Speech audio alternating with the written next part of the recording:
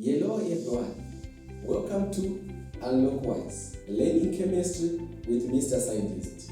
Today we want to look at the metallic bonds. This video will benefit those who are doing A-level syllabus and also those who are doing O-level syllabus. This is because metallic bonds coexist in both of the syllabus. So please stay and watch this video.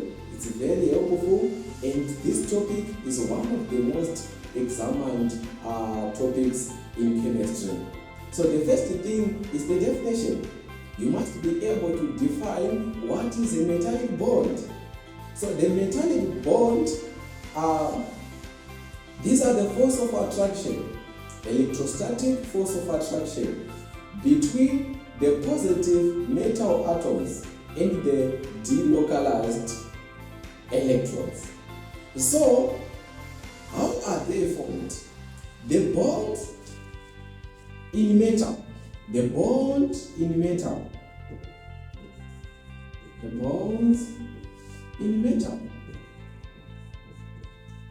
metals are called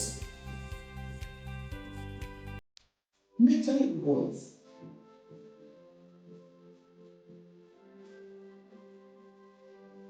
And we want to see how they formed. So the metal atoms give up their valence electrons. They give up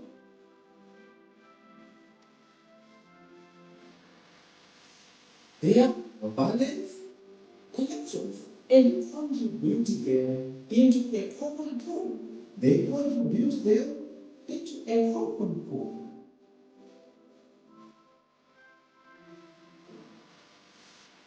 Then the metal positive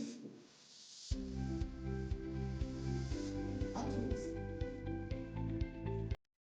they will then become positively charged. Positively charged.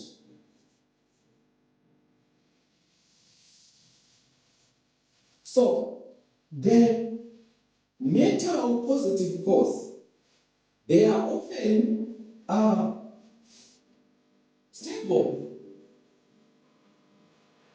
than the metals. Why? Because by giving up the valence electrons, they expose the underlying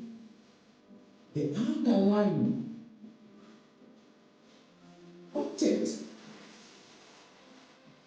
For example, let's use magnesium as an example. Magnesium is 4 electrons. So in the first shell, 2 electrons. The second shell will be 8 electrons. And then the last one, which is the valence shell, the outermost shell. There are 2. Remember, we said the magnesium, yes, 12 electrons.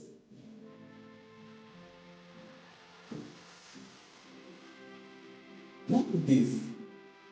So by giving up these 2 electrons, these are the valence electrons, it will then expose the what? The hidden or the underlying content. So this one will be removed.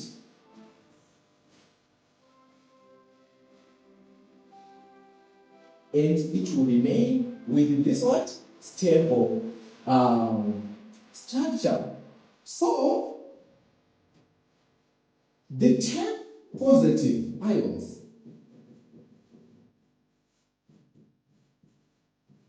is often used. Because remember, when the metals lost their valence electrons, they become positive. So the 10 positive is often used in this context. But this is misleading because it gives the impression that these atoms completely lose their valence electrons. But the metal atoms do not lose their valence electrons completely. They just contributed them into a what? Into a common pool. Now, how the metallic bonds formed?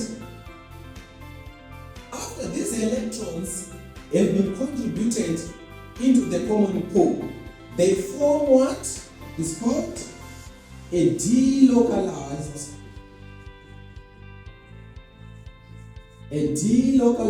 C. So please remember that electrons are negatively charged. The electrons, they are negatively charged. So we now have two different poles. The positive pole and the negative pole. Because after the metal atoms given up their valence electrons, they become positively charged.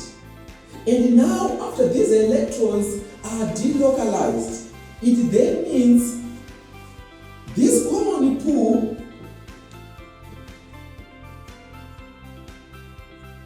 will be negatively charged. So these two opposite charges, right?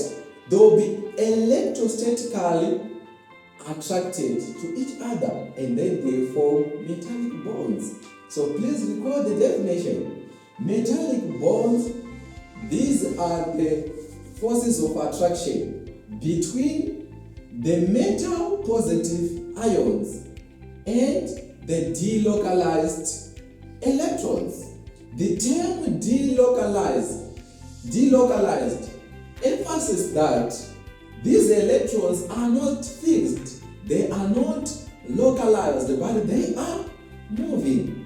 So these forces of attraction exist between the positive ions and the delocalized electrons to form the metallic bond. So most of the students, they don't know the difference between the metallic bonds and the ionic bonds. So let's start with the metallic bonds. The metallic bonds, these are forces of attraction between the positive metal atom and the delocalized electrons. But the ionic bonds, these are the forces of attraction between the opposite charges, the positive and the negative charges of different atoms of the metal and the non-metal.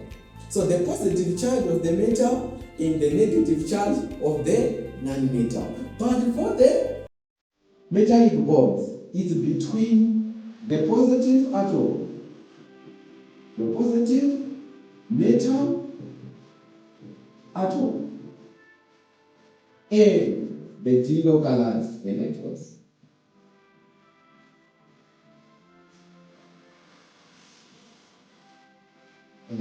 Interesting, but the ionic bond is between the ion and the ions. They have different charges. Thank you so much. See you next time.